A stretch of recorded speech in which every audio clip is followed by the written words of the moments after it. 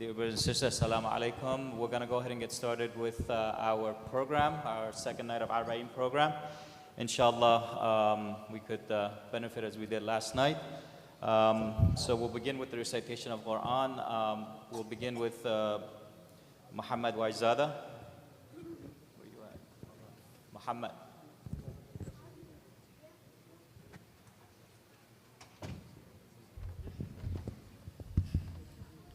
أعوذ بالله من الشيطان الرجيم بسم الله الرحمن الرحيم سبح اسم ربك الأعلى الذي خلق فسوى والذي قدر فهدى والذي أخرج المرعى فجعله غثاء أحوى سنقرئك فلا تنسى إلا ما شاء الله إنه يعلم الجهر وما يخفى ونيسرك لليسرى فذكر إن نفعت الذكرى سيذكر من يخشى ويتجنب الأشقى الذي يصلى النار الكبرى ثم لا يموت فيها ولا يحيا قد أفلح من تزكى وذكر اسم ربه فصلى بل تؤثرون الحياة الدنيا والآخرة خير وأبقى إن هذا لفي الصحف الأولى صحف إبراهيم وموسى صدق الله العلي العظيم. اللهم صل على محمد وآل محمد. Ahsantum, brother. We'll have a second recitation by Brother Zain al-Abidin al-Hassan. Sallu ala Muhammad wa ala Muhammad.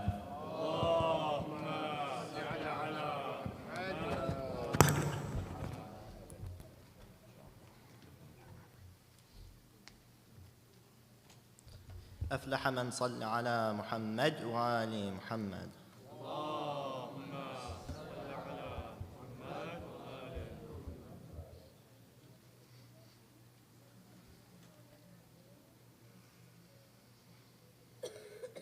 أعوذ بالله من الشيطان الرجيم.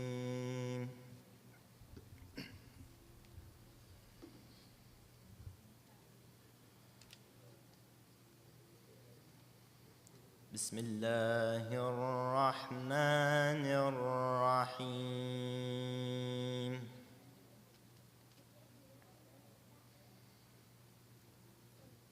ونفخ في الصور فصعق من في السماوات ومن في الأرض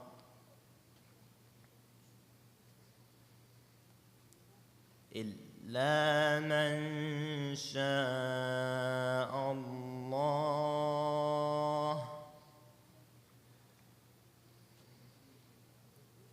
فصعق من في السماوات ومن في الأرض إلا من شاء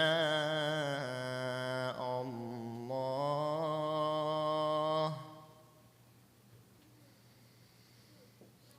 ثم نفخ فيه أخرى فإذا هم قيام ينظرون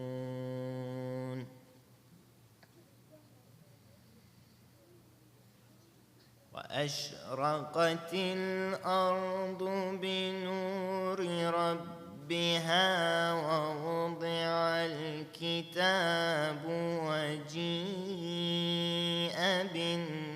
بالنبيين والشهداء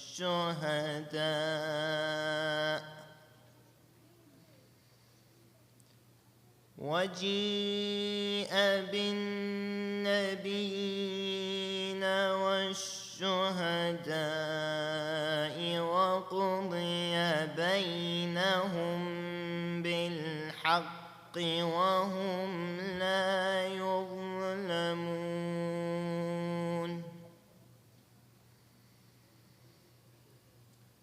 ووفيت كل نفس ما عملت وهو أعلم بما يفعلون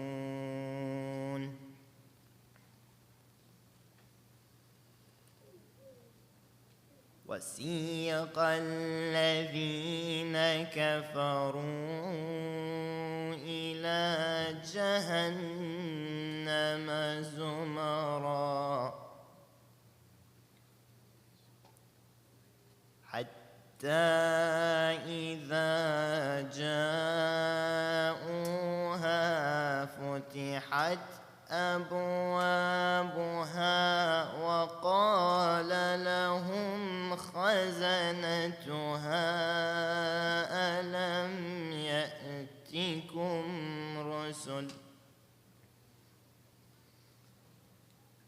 ألم يأتكم رسل منكم يتلون عليكم آيات ربكم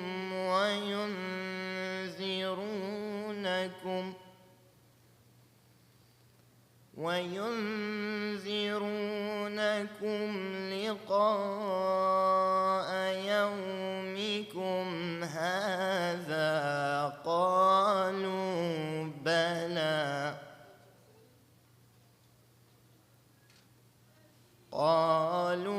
بلى ولكن حقت كلمة العذاب على الكافرين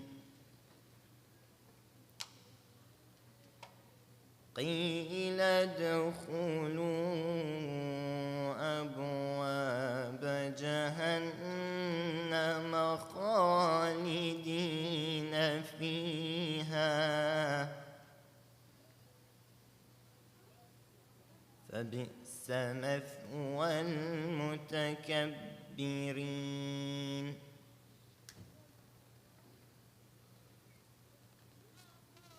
وسيق الذين اتقوا ربهم إلى الجنة زمرا حتى إذا جاءوها وفتحت أبوابها وقال لهم خزنتها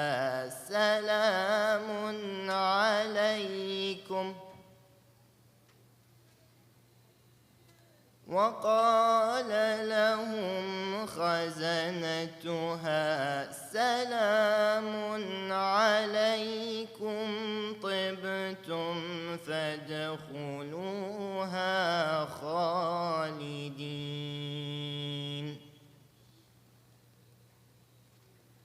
وقالوا الحمد لله الذي صدقنا وعده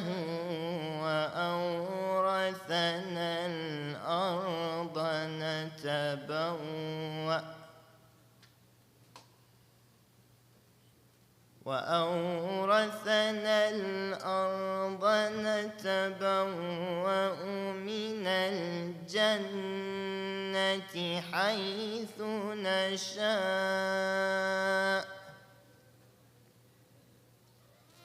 فنعم أجر العاملين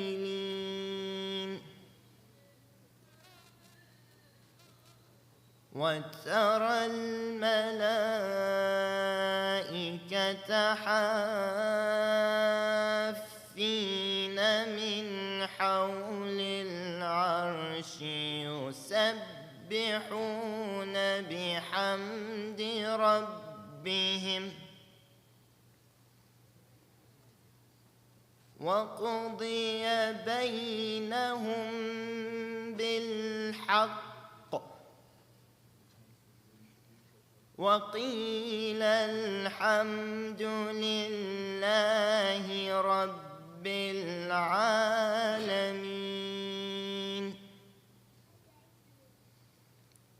وقضي بينهم بالحق وقيل الحمد لله رب العالمين صدق الله العلي العظيم وصلى الله على محمد وآله الطاهرين اللهم صل على محمد وآل محمد. Let's recite an Asr for the both reciters. صلوا على محمد وآل محمد.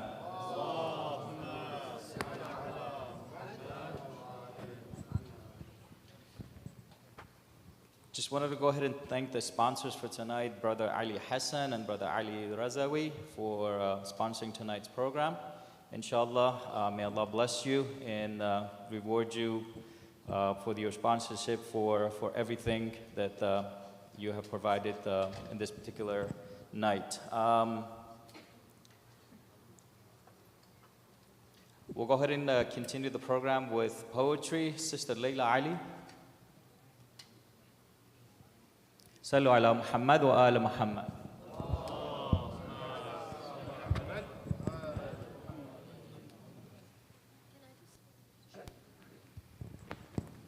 صلوات.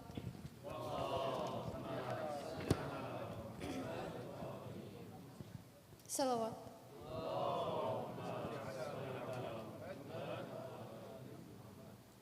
We would not have Islam, what is morals, deen, and wajib, without the wealth of Khadija and the blood of Ali ibn Abi Talib. The Quran teaches you faith, but how to implement it comes from the Ahl Bayt. They are the wells of knowledge, and we are the takers. They are the caliphs of Allah, and we are the believers. They held the contents of the universe in their minds. Imam al-Muttaqin could see where the stars align. They can try to separate the Ahl Bayt from the Quran, but every surah talks of their iman.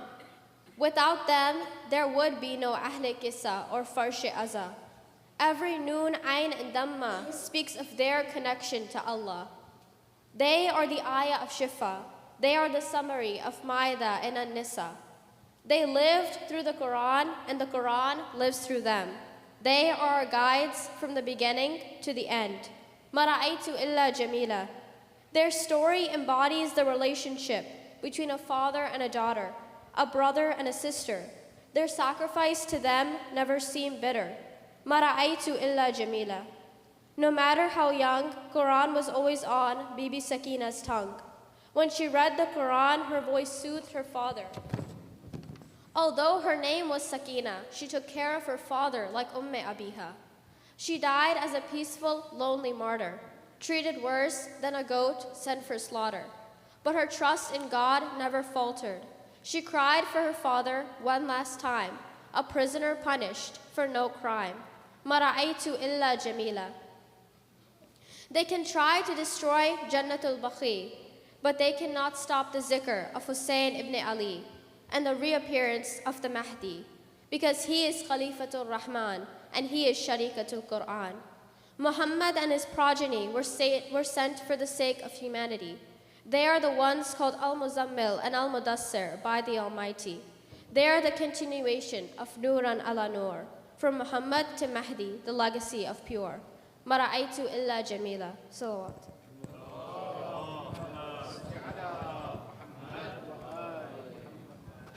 Let's recite another salawat for the sister. Allahumma salli ala. Next, we'll have Brother Muhammad Ibrahim to come to the podium. Sallu ala Muhammad wa ala Muhammad.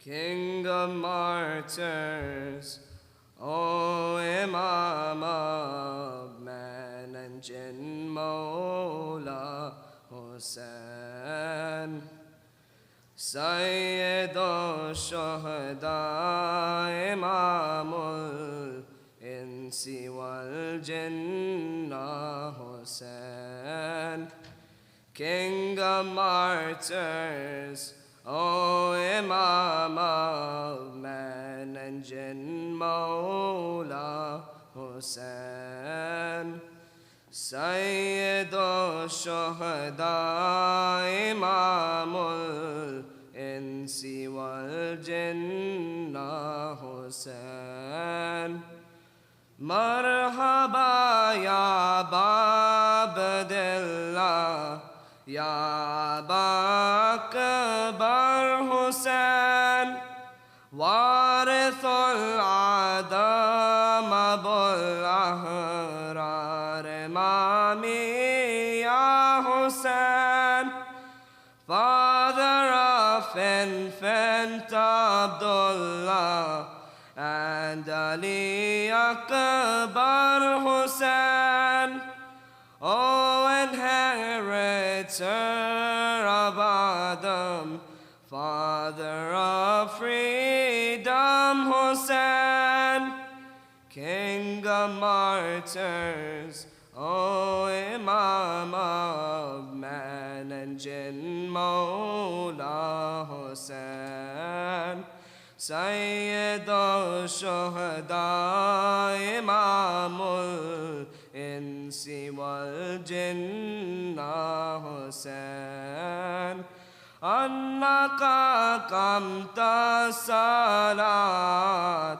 Annaka tayta zakat, Qad amarta bil ma'ruf, وَنَّهَيْتَ الْمُنْكَرَاتِ. You established prayer and gave your everything in charity. You enjoined what was the right and forbade iniquity. King of martyrs, O Imam of man and jinn, Mawla Hussein, Sayyid al-Shuhada, Imam al-Insi wal-Jinnah, Hussein, Al-Hussein minni qala wa ana min al-Hussein, Anta Sayyidu Ahl al-Jannah wa Safina ya Hussein. Mustafa said, you are from me, I am from you, O Hussein. Prince of paradise, you are a sanctuary, O Hussein. King of martyrs, O Imam of man and jinn, Mawla Hussein, سيد الشهداء إمام الإنس والجن حسين مرحبا يا ثار الله خيرة الله مصطفى أنت النفس المطمئنة أنت مصباح الهدى Your avenger is Allah Your selector is Allah Your contented soul a lamp of guidance in every era King of martyrs O Imam of man and jinn, Mawla Hussein, Sayyid al-Shuhada, Imam al-Insi wal-Jinn, Hussein. As-salamu alayka ya ibn al-Mustafa wal-Murtada. مرحبا يا ابن خديجة نور عين الفاطمة Salutations to the son of Mustafa and Murtada Marhaba son of Khadija and the heart of Fatima, King of martyrs, O Imam of man and jinn, Mawla Hussein, Sayyid al-Shuhada, Imam al-Insi wal-Jinn, Hussein, King of martyrs, O Imam of man and jinn, Mawla Hussein, Sayyid al-Shuhada, Imam al-Insi wal-Jinn, Hussein. Salawat.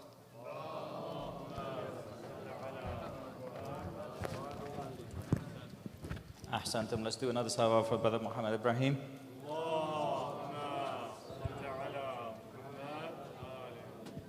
So tonight's our second Majlis for commemorating the Arbaeen of Imam Hussein. We've been honored to have our guest speaker, Dr. Ali al-Hilli. We enjoyed his lecture last night as he was talking about Risalat al-Huqoq, treaties of the rights from Imam Zain al-Abidin. So a little bit of recap. I don't know if you guys, those that were here last night, don't forget the kingdom. Who was the kingdom?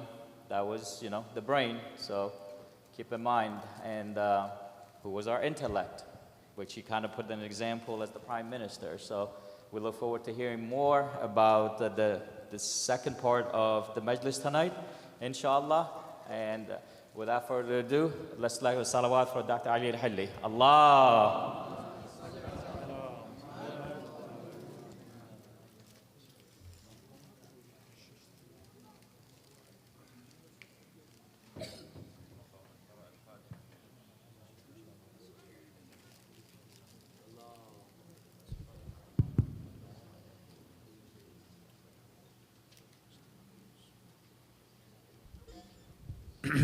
أعوذ بالله من الشيطان الرجيم بسم الله الرحمن الرحيم الحمد لله رب العالمين وأفضل الصلاة وأتم التسليم على سيدنا محمد وعلى أهل بيته الطيبين الطاهرين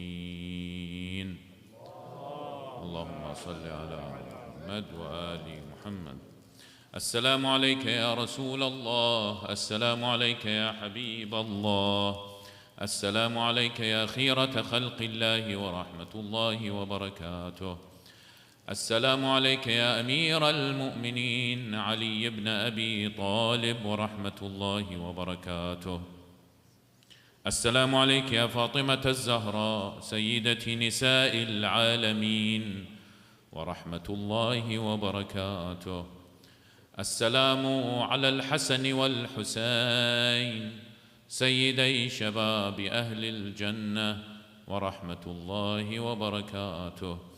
Together we recite السلام على الحسين وعلى علي بن الحسين وعلى أولاد الحسين وعلى أصحاب الحسين جميعا ورحمة الله وبركاته.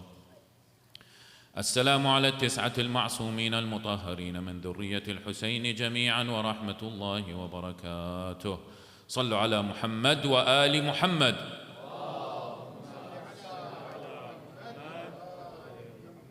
My dear sisters and brothers, Assalamu alaikum wa rahmatullahi ta'ala wa barakatuh.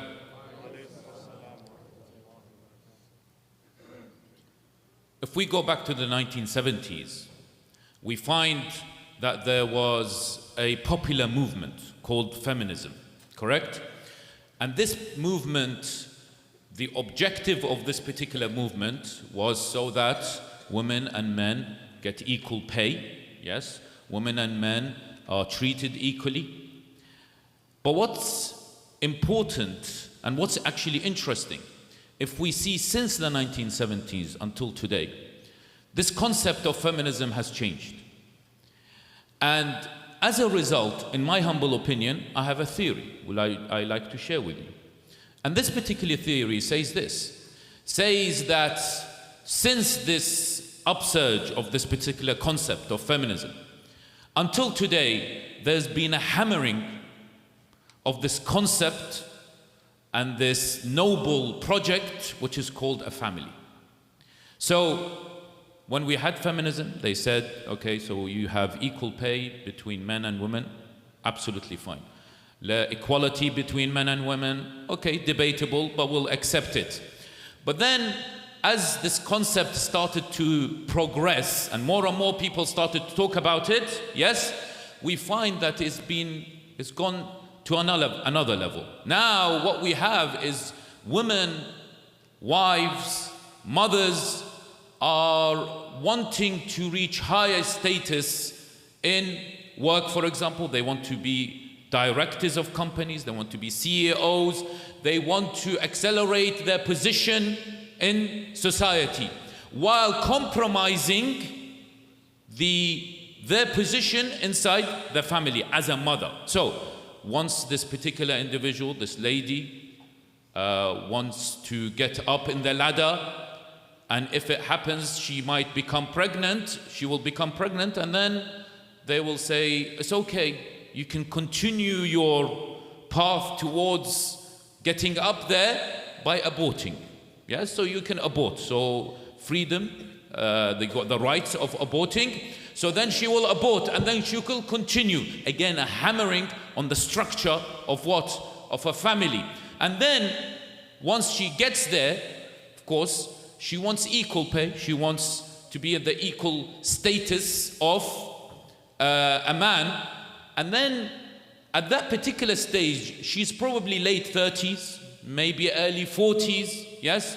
So she's very unlikely to get married and establish a particular family and children, etc., right? Some of them may do. As you can see in society, you find that many of the mothers are actually quite old. And prediction is perhaps that in the next 20, 30 years, they won't even have children. Again, another hammering on the structure of a family. Now we have what? We have, as this concept keeps on getting strengthened, now we have this issue where it's actually okay for you to change your gender. It's actually all right for you to identify as something else. It's okay for the family to have two mothers. It's okay for a family to have two fathers. Yes, another hammering on the issue of what? On the structure of a family. This is debated. I am sure some of you may criticize me for this, absolutely fine. But in my opinion, since the 1970s until today, we've seen a decrease in the number of families who comprise of a mother and a father and a few children. Yes? There has been a decrease. What's happening is people more and more do not want to build a family. They either want to reach a particular status in their work, yes, or they want to have relationships, on and off relationships, but there isn't much reproduction. There isn't much what? There isn't much of a family unit where the mother and a father have a great relationship and they do parenting, tarbiyah. Okay? So therefore, what we have is affecting our communities as well, affecting our society. And we find that our youth, when you speak to them and you say, okay, so why don't you get married? You say, well, I've seen my father and mother always bicker, always fight, okay, and that doesn't appeal to me whatsoever. Yeah? And then you see them, you see our youngsters, our sisters wanting to go up the ladder continuously. They're encouraged by society to continuously go up. And I know that one of the reasons why we have so many different problems within couples is because the wife keeps on saying, well, actually, I have the rights. I want to work. I want to get up the ladder. I want to have the same freedom as the man. Yes? We have that back in London. We have a very, very high number of problems within couples, between couples. And once you examine this, there are many different reasons. Once you examine this, a lot of it, in my humble opinion, goes back to this issue of feminism. Correct? So therefore, it is vital for us, my dear brothers and sisters, as a community, we become very conscious of this upsurge in trying to really not allow for families to be established, and also this rhythm where it's actually destroying the family structure. And it's important for us as a Muslim community to be aware, and also important for us to tell our youngsters that Allah subhanahu wa ta'ala has made this particular structure sacred, where a man marries a woman, not a man marries a man, or a woman marries a woman. This is destroying the family of a structure of a family. No, a man marries a woman, and then you have children. Yes, it's called al-Asr in Arabic. And so therefore, when we go back to, for example, Risalat al-Huqoq, which we started yesterday, you see that Imam Zainul Abidin, salamullahi alayh, also, Allahumma salli ala Muhammad wa ali Muhammad, also has said that your wife has the right over you, and the husband has a right over his wife. There is this huquq between the mother, the husband and the wife, and the wife and the husband. What Imam Zain al-Abidin salamullahi alayhi is trying to establish, he's trying to make sure that we empower this relationship between the husband and the wife, so that they can reproduce, so that they can establish this family structure. And once you establish this family structure, society will do well. Yes? And when we go back to this particular rights, the rights of the wife, he says in the treatise of rights, he says the right of the wife, and also it refers to the right of the husband. He says that the right of your wife, zawja, and it can be applied to the husband as well, is that you know that Allah has made her a repose and a comfort for you. You should know that she is God's favor towards you, so you should honor her and treat her gently. Though her right towards you is more incumbent, you must treat her with compassion, since she is your Asr, whom you feed and clothe. If she is ignorant, you should pardon her.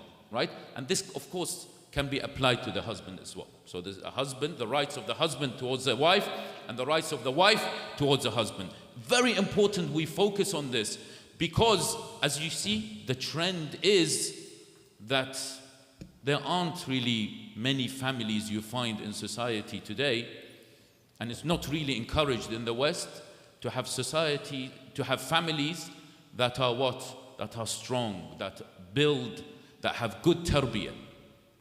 And good tarbiyah comes from what? From a noble relationship between the husband and the wife. And so therefore, my dear brothers and sisters, it's important for us to focus on the family structure. It's important for us to speak about this particular issue. It's important for us to realize that this particular concept, the concept of feminism, has been exaggerated, yes, and it's encouraging the mothers, the wives, not to take that particular sacred role of being a mother at home, yes. And it is a vital role. It's a very important role. Imagine all the mothers say, look, we want to go out there. We want to be CEOs. We want to be directors. Who's going to do the tarbiyah at home then? Yes? And it's destroying society. We have cases back home in London, and I'm pretty sure it's the same here. We have cases where bad parenting is a result of what? Is a result of lots of disagreements between the couple, and because the mother doesn't want to stay at home, the mother wants to go out, wants to work a lot, right? It's absolutely fine for a mother to work, but it's also important that she is the one who has the main responsibility for raising up the children. This is what our hadith say, yes? And so therefore, it's important for us to make sure that we say this, although it is not something that is very much championed here. Yes, it's not very much championed. Usually the language that usually people expect to say is like, no, the mothers should go and work. The mothers should go out there in society and do all that. Absolutely fine. Absolutely should go out in society. Like Fatima al-Zahra salamullah alayha, like Zainab salamullah alayha. But there is a role for a mother, for a wife at home. And this we have to continuously remind ourselves with. Sallu ala Muhammad wa ali Muhammad.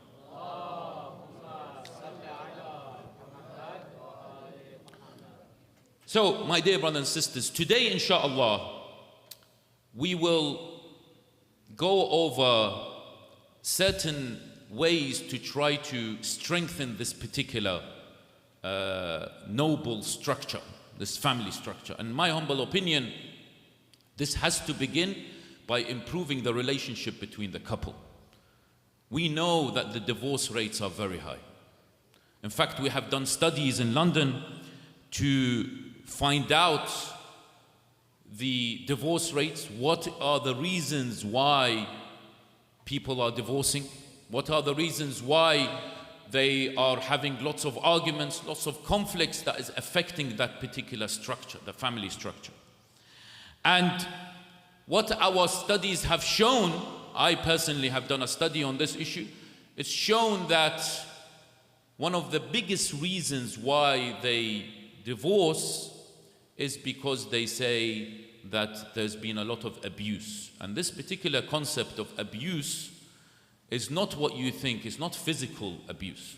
It's actually emotional abuse. And there's something else called the spiritual abuse. Yes?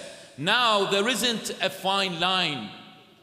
There isn't a line that can be drawn between what? Between a clear line between what is abuse and what is not. There is a fine line. And that fine line is not really well studied, because they say that if you have an argument and one of the spouses, they shout at one another, that can be considered as abuse. And maybe one of the spouses, usually the wife, can go and complain and say he has abused me.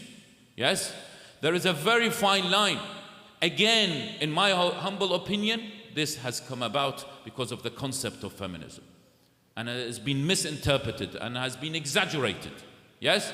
So we have many cases where they say it's abuse.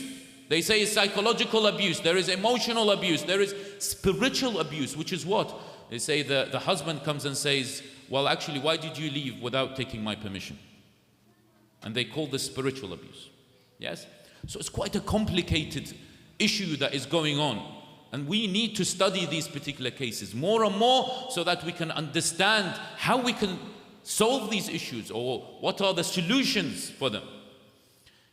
We're going to take a step back in our majlis today, inshallah, tonight, and we're going to try to prevent these particular issues from happening. What we're going to do is we're going to provide some sort of ideas into how we can improve the relationship between a couple. Yes, it's vital because we did mention that if we improve the relationship between the couple, then at least we're taking a positive step towards trying to preserve this noble structure, a family structure, which we desperately need. So, imagine, for those of you who once remember the day when you got married, it was all lovey-dovey at the start, the first year or two, I love you and you love me. You remember those days for those who were married? And it's important that, we remember those days, we cherish those particular days, yes? Because many of us who have been married for many, many long years now don't have the same feeling towards each other. It's not the same lovey-dovey, I love you, you love me, right? Things have progressed. Things have become much more difficult. Why? It's because things have come up to the surface. Problems have come up to the surface.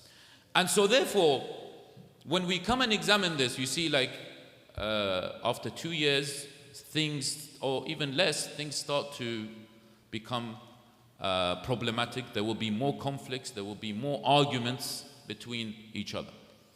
And it's important for us to try to find certain solutions. So number one, the first point that we like to mention, and some of what I'm about to say is stuff that I have gone through as well, some of the experiences that I have gone through in my life, and also as someone who works in the community and see cases where these particular points have been applied and they have worked. So number one is, imagine that you examine your what they call the love tank.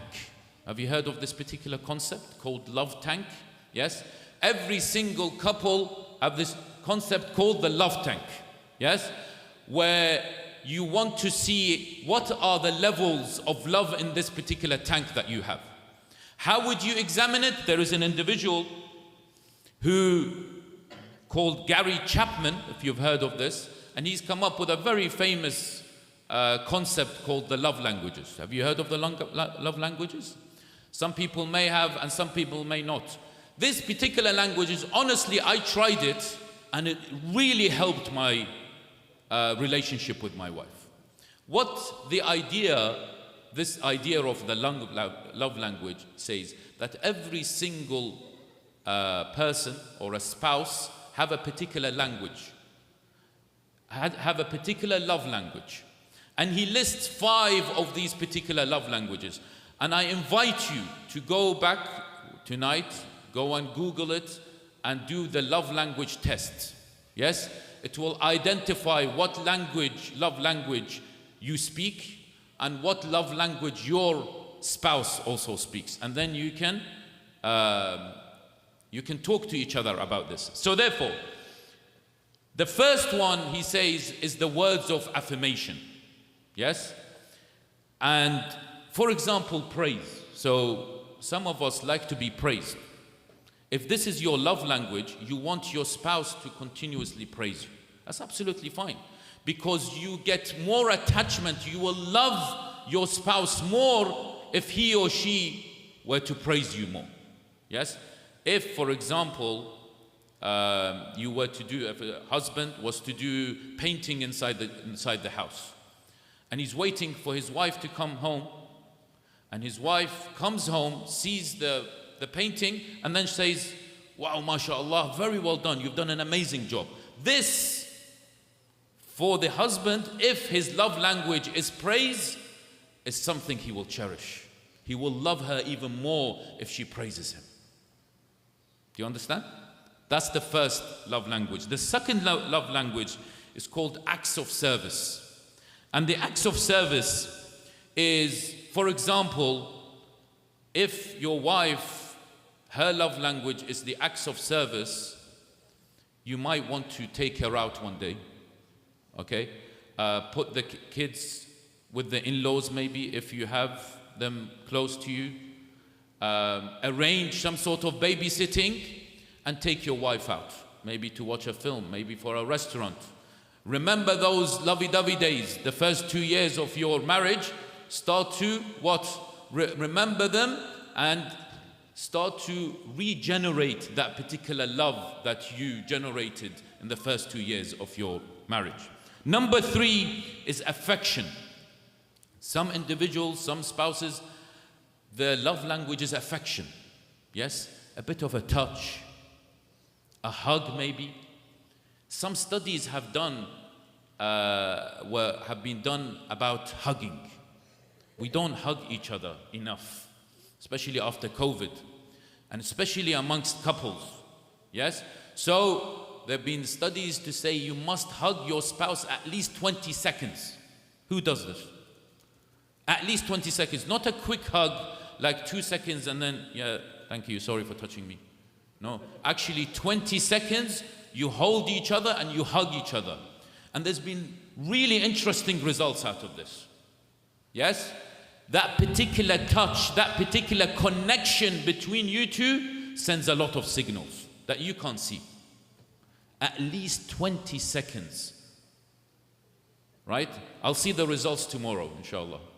But importantly, give it a try.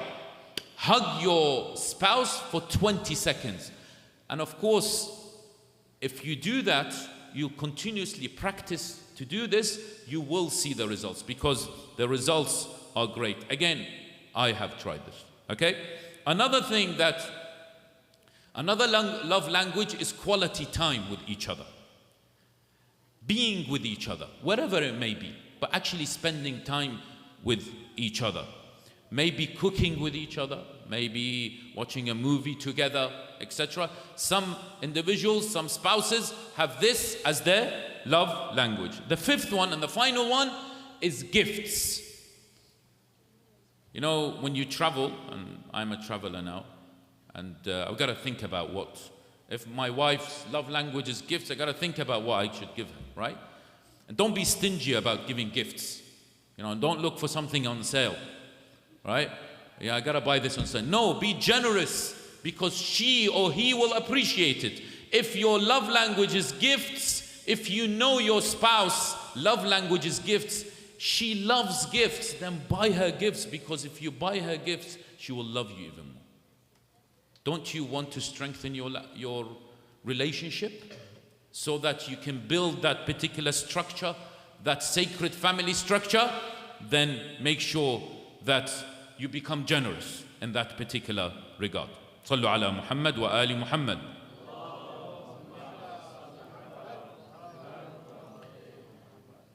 So, the first point we wanted to mention is try to measure your love tank and find out to what is your love tank quite full? Is it half full? Yes?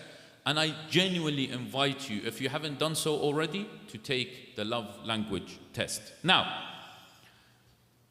the second point, and this is a very important point, which again, going back to this feminism issue, is that yes, in Islam, we do believe that the men and women are equal spiritually. Under the eyes of Allah subhanahu wa ta'ala, a man and a woman are equal spiritually. But everything else, they're not equal. One is from Mars and the other from Venus, for goodness sake. Right? We can't be the same. As much as you want your wife to be the same as you, it's impossible. Or the wife wants the husband to be the same, equality, we can't, because we're different. Spiritually inside us, in terms of our soul, the soul of the husband and the soul of the wife are the same. You know, they can grow, they can make sure that the soul is strengthened using the similar or the same methods. Salah, Siyam, Qira'atul Quran, Ad-Du'a, etc. But everything else, physically, we are different. Yes? Even in jurisprudence, we have different ahkam for a woman, different ahkam for a man. It's impossible for us to be equal. So let us not try to continuously propagate this message of let the man be an equal to a woman. We can't. And that doesn't necessarily mean one is better than the other. No, we're not saying the man is better than the woman or the woman is better than the man. That's not what we're saying. But we're saying equality is impossible. Equal pay, absolutely. But equality in other matters is impossible. Even in marriage, the husband has certain roles and the woman has a certain role. Can't be equal, but under the eyes of Allah subhanahu wa ta'ala we're equal. Everyone has their own responsibilities. So when we come to the relationship between a husband and wife, the husband sometimes expects things from the wife and says, well, I do these things. So for example, and we'll come back to this later on, for example, that I am always someone who is early, yes? But when we're going out, I make sure that half an hour before the time that we're going out, I go and change, I go to the bathroom, I make sure that everything, so I'm set. At that particular time that we're supposed to leave, I'm set. But no, she starts to change her clothes, etc. at that particular time. Baba, you can't change that. You're different. You're just different people. We can't be the same. We can't be exact copies. You've got to comprehend that you are spiritually under the eyes of Allah subhanahu wa ta'ala the same. But physically, you've got different demands, different experiences, different childhood experiences, etc. So you're different. So you just got to comprehend that if she is different or if you are different, then this is what it is. Try to compromise, try to come up with certain solutions for this, but not always fight to say that, why don't you become like me? Yes? Why aren't you organized like me? Which brings us to this very important point, my dear brothers and sisters. And there is an individual called John Gottman. Have you heard of John Gottman? American individual. In 1999 came up with this very interesting concept. And he's done a lot of studies, and he found out that 69% of relationships, problems, is unsolvable. 69% of the conflict, of the problems between spouses is actually unsolvable. You can't solve it. And this is the example I just gave. One is early, one is always late. You can't solve that. You can't change the person who's always early to tell them you gotta be always late, and the person who's late, you tell them you gotta always be early. You can't. It's impossible. Punctuality, this is how they were. This is always they become. So this is an unsolvable issue. Yes? He came with a difference between cases which are solvable and things which are unsolvable. So for example, solvable issues, conflicts between the two, the wife says that every Monday I want you to take the bin out. The bin or trash? Trash, I'm getting there. Trash. Take the trash out, okay? So take the trash out.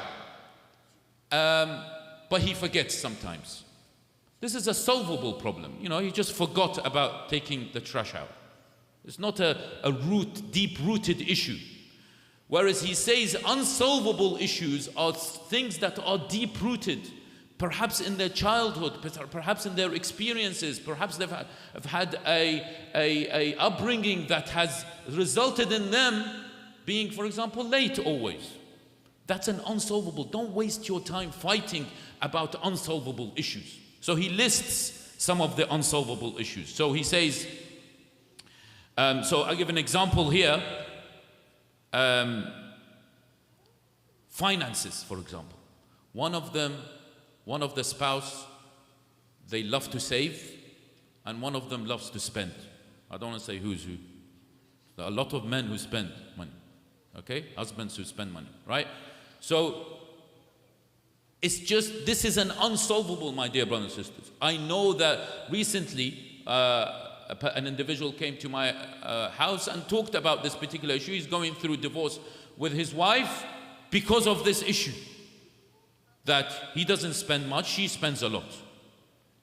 It's an unsolvable. Don't try to solve it. Try to come up with certain compromises for it. Don't spend so long conflict. Why did you spend this amount? Why did you do issue? Just come up with a solution, because this is how she is, or this is how he is. They spend money, right? This is how they were upbringing. Maybe they used to go out with their parents, and whatever they asked, their parents will buy for them. Yes? So this is how they are. It's an unsolvable, it's a deep-rooted issue. It's a deep-rooted problem. Don't try to solve it. Don't waste your time in solving it. Another issue, he says, is the social issue. Some people are extroverted, some people are introverted. Can you change an introvert to an extrovert? Some people say maybe, okay? But it's too much of a hassle. Just stay an introvert. It's absolutely fine. If you're an extrovert, you're an extrovert. I've married an introvert. I think, extrovert. No, I'm not? Okay. I think I'm an extrovert. I've married an introvert. I'm doing all right, I think. Okay? Just try your best to come up with a compromise, with a solution. Not a solution, sorry, a compromise, because it's an unsolvable. You can't come up with a solution to an unsolvable issue. A compromise, no solution. A compromise that you can, so that you can get along, so that you can keep that particular love with each other. Yes? Another issue he talked about is spirituality. Some individuals, one spouse is probably more religious than the other. I know there have been cases where, for example, the wife wants to go and study Hawza. She wants to go and study Hawza. She's very religious. She's really particular about her hijab. The husband's like, nah, I don't. Hawza, what are you talking about? Just care about what's happening at home. Care about your kids. What is this Hawza shoe? Right? You're becoming too religious, so it becomes a problem. They start having fights, conflicts, etc. between each other. It's an unsolvable. He's not that religious. She is religious. Come to a compromise. So there are others. Parenting is another one. Another one is in-laws. Yes? One wants to continuously visit her or his family, and just two pronouns, by the way, his or her family, yes? And the other says, no, I don't want to go in-laws issue. You can't, it's a very difficult issue to try to solve. So it's again another unsolvable or a difficult, very difficult issue to solve. So don't waste your time in having conflicts with each other. Try to sit down and compromise. And another one is cleanliness, organization, parenting, etc. So, some of the solutions for this particular issue, the particular issue of unsolvable, Sallu ala Muhammad wa ali Muhammad,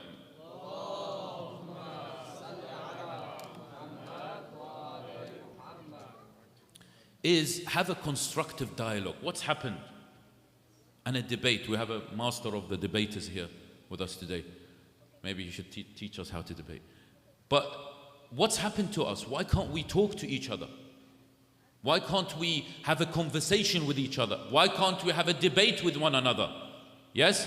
Without having a very heated conflict with one another.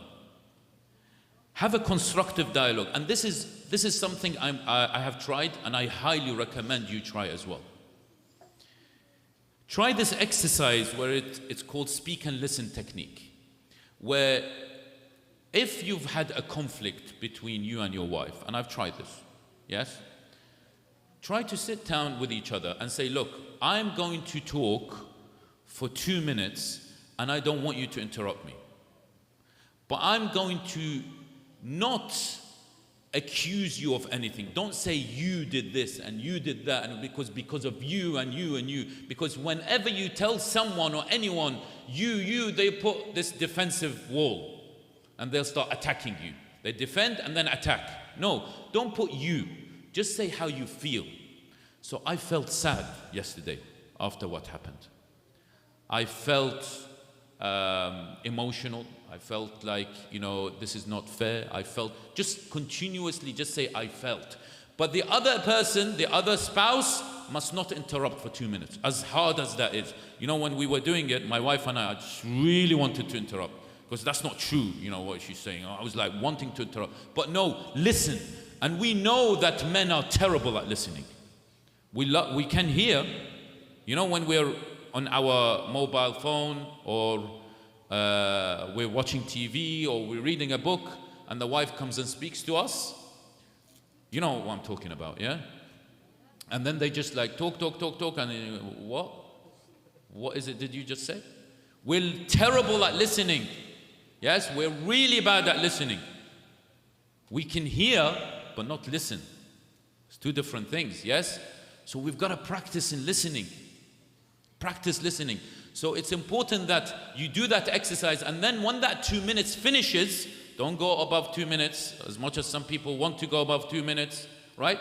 Finish this 2 minutes, and then allow the other, your wife or the husband, to then speak about their feeling for 2 minutes. And then come together to try to talk about this particular issue. Once you start to vent, but vent in terms of your feeling, not accusing. And this is, for me, that has been one of the most important points. Do not ever say you did this and you did that. If you continuously say that, you point fingers, then every human being has this instinct of putting this barrier and say, well, you've started to accuse me, I'm going to defend myself. Don't do you. Say, I feel. That's a more of a gentle way of having that particular conversation. Sallu ala Muhammad wa ali Muhammad. I think we can do better than that.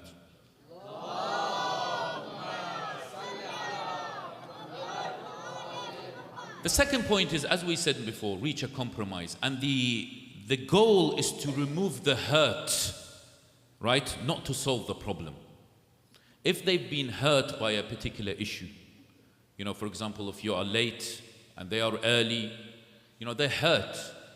Try to reach a particular compromise and say, look, let's try to reach a middle ground in this particular issue. Because I can never be late and you can never be early. So let's try to come up with a middle ground. Talk about it, have a dialogue, have a conversation about this, right? Try to find some common ground.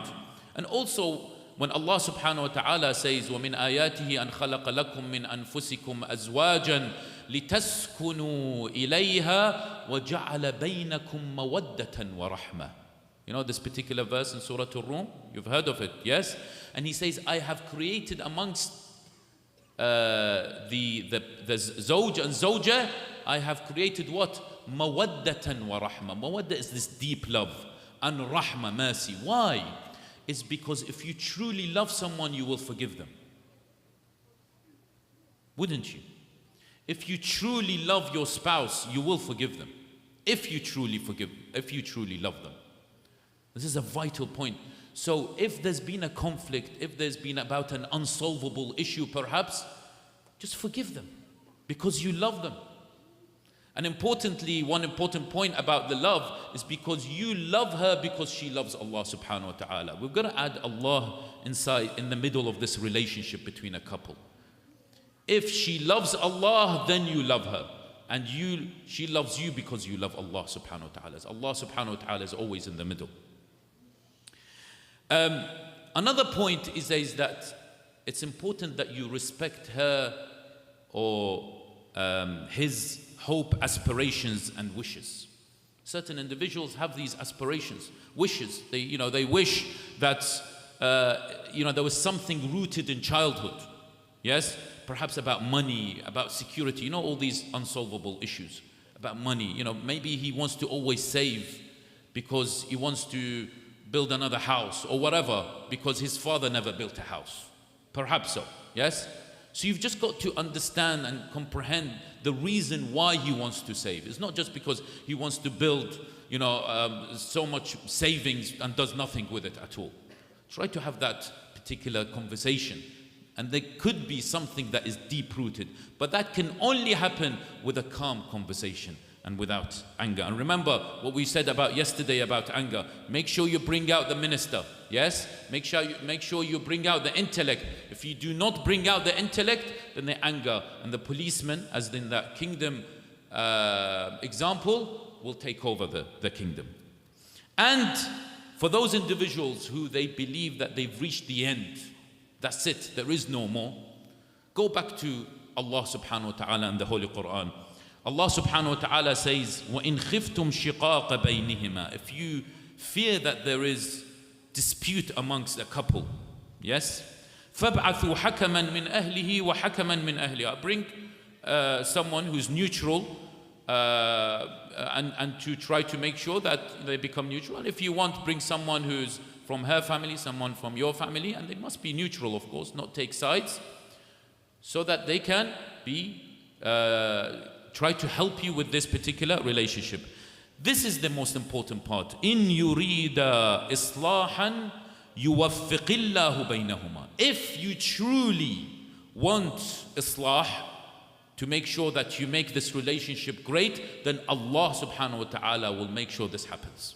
He's giving you a guarantee in the Holy Quran that He will make this particular marriage work if you truly want. The problem is that we find many individuals don't want.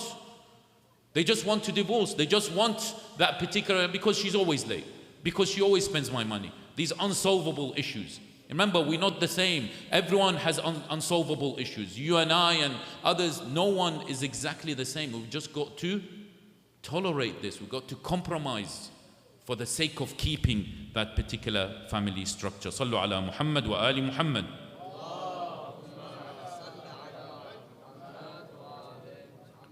And of course, when we look at the relationship between Amir al-Mu'mineen Salamullahi alayhi and Fatima al-Zahra, it's a wonderful relationship. This is a godly relationship. And you know, you might have heard this particular narration that says that Fatima al-Zahra Salamullahi alayha will grind, will knead and bake. They split the responsibility. And Ali alayhi salam will sweep the floor, bring water and wood for the fire. It's a shared responsibility. Yes? It's a compromise. It is an agreement they have made that this is what you do and this is what I do. These are my responsibilities and these are your responsibilities. Yes? My final point, and I've taken too long, my final point in this particular issue, my dear brothers and sisters, and I'm not going to talk much into it, but I invite you to go and search, is emotional intelligence. Yes? For us to try to strengthen that relationship between a couple, we've got to be an emotionally intelligent husband and an emotionally intelligent wife. Emotional intelligence is when you comprehend your own emotions and the emotions of people around you. Yeah? Again, go and take an emotionally intelligent test and find out how emotionally intelligent are you. It's called the EQ. Is your EQ high or is your EQ low? If it's low, then try to strengthen it. There are many tools out there that will help us to increase our emotional intelligence. Sallu ala Muhammad wa ali Muhammad. And so, my dear brothers and sisters, when we conclude this particular majlis, we want to go back to how we started. And we say that in our view, there has been many attempts, conscious or unconscious, to try to destroy the family structure. Yes? And there are many, many reasons for that. And as a community of God, we've got to be very vigilant. We've got to try to understand the reasons behind it. And one of the main issues that we've got to always improve is the relationship between a couple. Please, my dear brothers and sisters, do give a great attempt to improve the relationships. I will tell you, as someone who does this for living, I work in the community, and I will tell you that the number one challenge that we have in our communities, I say in London, and I will think that it's the same here, is the problems between couples. We just cannot get along. If it's social media, it's feminism, if it's all sorts of, these are the reasons, yes, but we don't seem to get along. And it's upsetting because you see many, many cases where they divorce and leave the children. And studies have shown that children will have a traumatic life. Without a father and a mother, they can see the father and mother together. So it's vital that we spread this message. We try to use different methods to try to bring this warm love between the husband and the wife, inshallah. And of course, in these particular days, the days of Arbaeen, millions of individuals are going towards Aba Abdullah al-Hussein in the ziyarah of al-Arbaeen. And narrations say that al-Sabaya, the woman and the children of Imam al-Hussein salamullahi alayhi went and visited al-Karbala. They visited this place after they saw the trauma. They saw the slaughter of the family of the Prophet sallallahu alaihi wasallam. And narrations say, my dear brothers and sisters, that when al-Sabaya arrived in Iraq, after going to al-Kufa and then going to al-Sham and possibly al-Medina, they came back to Karbala. Many of the wives, they had this loving relationship with their husbands, of course, and the husbands were martyrs. Many of the wives wanted to look for their husband's grave. Layla, for example, was looking for her son's Ali Akbar's grave. Rabab, for example, was looking for her son Ali al-Asghar's grave. Ramla was another person who was looking for her son Qasim's grave. But Zainab salamullahi alayha, my dear brothers and sisters, who was one of the individuals who witnessed the martyrdom of Abu Abdullah al-Hussein salamullahi alayhi right in front of her, the trauma that she went through and what happened to her later on, this individual that had so much patience. She came back with Zainul Abidin salamullahi alayhi, and she said, where is the grave of Abu Abdullah al-Hussein? Show me the grave of Abu Abdullah al-Hussein. أين قبر أبيك الحسين سلام الله عليه? Where is the grave of Abu Abdullah?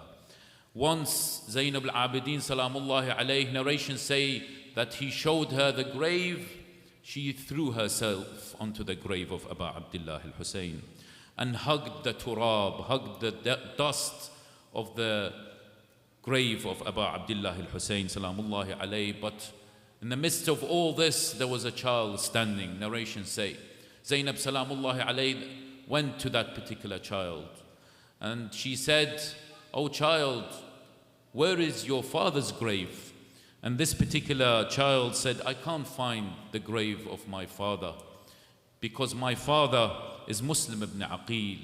The grave of Muslim ibn Aqil is in al-Kufa." And there is a beautiful poem narrated in an Arabic that says regarding this issue, هذه عيالك في الطفوف بواكيا. These are your children in the cradle. ناع يجيب بالأنين نواعيا. The weeping, struggling with sorrow, the secrets they're keeping. وإليك أشكو يا حسين بلايا. To you, Hussein, I confide my despair. إنسان عيني يا حسين أخيا. My brother, Ya Hussein, my solace in your eyes I share. ولا حول ولا قوة إلا بالله العلي العظيم. ولا حول ولا قوة إلا بالله العلي العظيم. Raise your hands, my dear brothers and sisters, in supplication to Allah subhanahu wa ta'ala on these special nights. We ask Allah subhanahu wa ta'ala, O Allah, bihaqqi Muhammadin wa ali Muhammad, give shifa to all those mu'mineen who are suffering, Ya Allah. O Allah, bihaqqi Muhammadin wa ali Muhammad, help us to unite the ummah, Ya Allah. O Allah, bihaqqi Muhammadin wa ali Muhammad, give us the opportunity to do the ziyarah of Ahlul Bayt, Ya Allah. O Allah, بحق محمد وآل محمد, hasten the arrival of the 12th Imam, Ya Allah. أقول قولي هذا وأستغفر الله لي ولكم, والسلام عليكم ورحمة الله تعالى وبركاته. صلوا على محمد وآل محمد.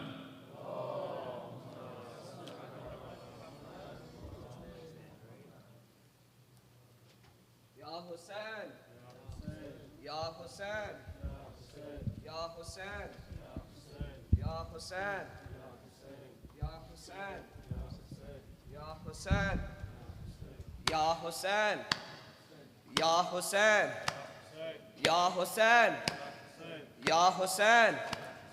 Zainab has said, oh people, what has happened to my house? Yesterday it was so full. Now there's only emptiness. Zainab had said, oh people, what has happened to my house? Yesterday it was so full. Now there's only emptiness. Layla son Ali Akbar, who looked like my grandfather. Layla saw his dead body. What has happened to my house? Zainab had said, oh people, what has happened to my house? Yesterday it was so full. Now there's only emptiness. The guardian of my veil, Abbas, went out just to fetch water. He had lost his arms and died. What has happened to my house? Zainab has said, oh people, what has happened to my house? Yesterday it was so full. Now there's only emptiness. Farrasan Qasim went into the war and fell. His mother saw him in pieces. What has happened to my house? Zainab has said, oh people, what has happened to my house? Yesterday it was so full. Now there's only emptiness. Banu Sanali Asghar, who couldn't sleep in his cradle, he slept on the burning sand. What has happened to my house? Zainab has said, oh people, what has happened to my house? Yesterday it was so full. Now there's only emptiness. My brother Imam Hussein, for whom I sacrificed my sons, I saw him slaughter him. What has happened to my house? Zainab had said, oh people, what has happened to my house? Yesterday it was so full. Now there's only empty. Zainab has said, oh people, what has happened to my house? Yesterday it was so full. Now there's only emptiness. Imam Zainul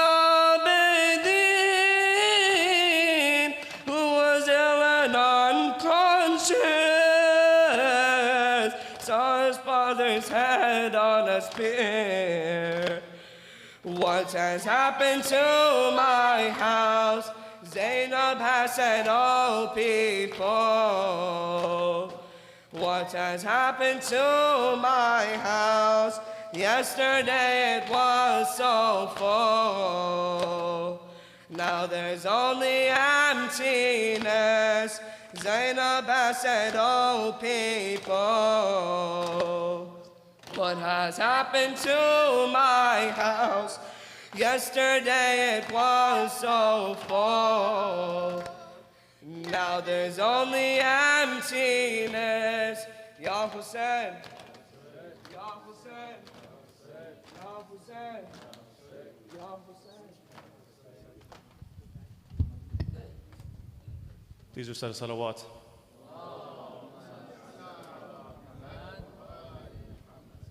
The chorus of this nawha is very simple. It is Ya Zain al-Ibad, Ya Mawla Sajjad. Ya Zain al-Ibad, Ya Mawla Sajjad. We'll start off. Ya Zain al-Ibad, Ya Mawla Sajjad.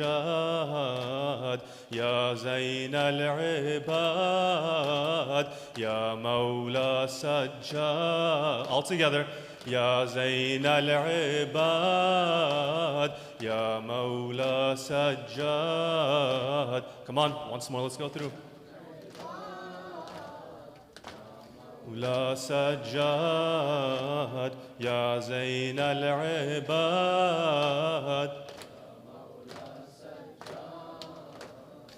Near the Kaaba said Farazdaq, look, this is Zain al-Ibad. He has ennobled the Kaaba, he is Sultan Hijaz. Who can disregard Sayyidu Sajjad? Ya Zain al-Ibad, Ya Mawla Sajjad. Ya Zain al-Ibad,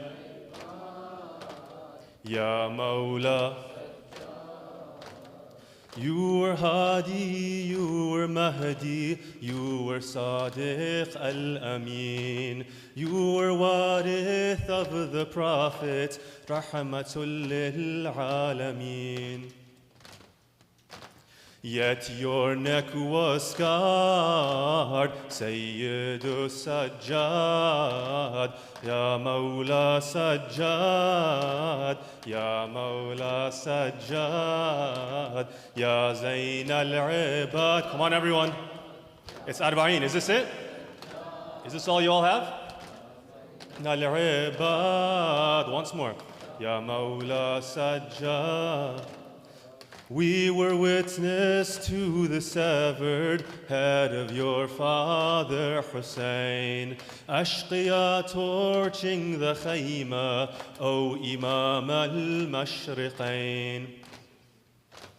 Every chadar charred, Sayyidu Sajjad. Ya Zain al-Ibad, Ya Mawla.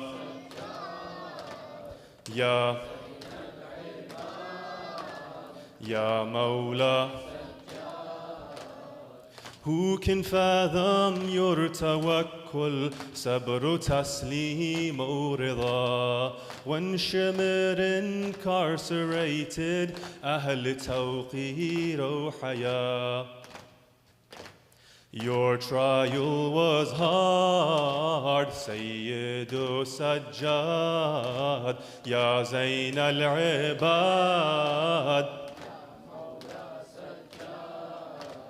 Ya Zain al-Ibad.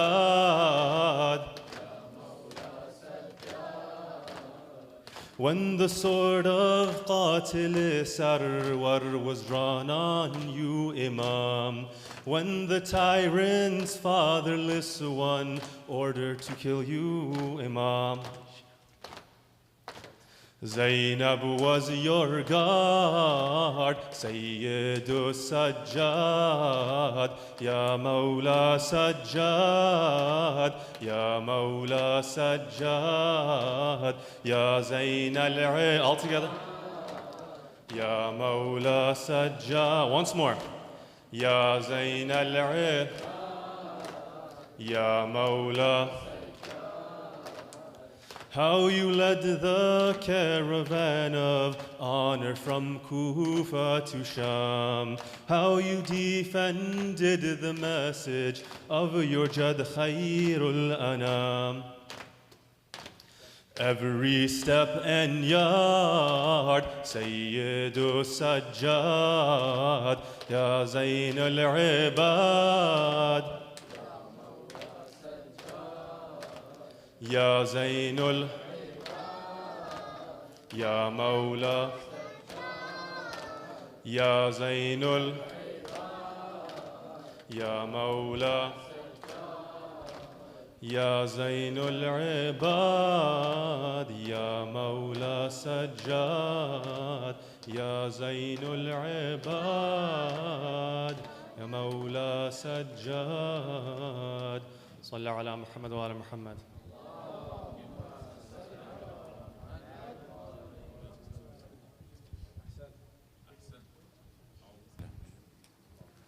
بسم الله الرحمن الرحيم. السلام عليك يا رسول الله، السلام عليك يا حبيب الله، السلام عليك يا خيرة خلق الله ورحمة الله وبركاته. السلام عليك يا أمير المؤمنين علي بن أبي طالب ورحمة الله وبركاته. السلام عليك يا فاطمة الزهراء سيدة نساء العالمين ورحمة الله وبركاته. السلام على الحسن والحسين سيدي شباب أهل الجنة ورحمة الله وبركاته. السلام على الحسين وعلى علي بن الحسين وعلى أولاد الحسين وعلى أصحاب الحسين جميعا ورحمة الله وبركاته. السلام على التسعة المعصومين من ذرية الحسين جميعا ورحمة الله وبركاته. اللهم كن لوليك الحجة ابن الحسن صلواتك عليه وعلى آبائه في هذه الساعة وفي كل ساعة وليا وحافظا وقائدا وناصرا ودليلا وعينا حتى تسكنه أرضك طوعا وتمتعه فيها طويلا برحمتك يا أرحم الراحمين. وصلى الله على محمد وعلى أهل بيته الطيبين الطاهرين.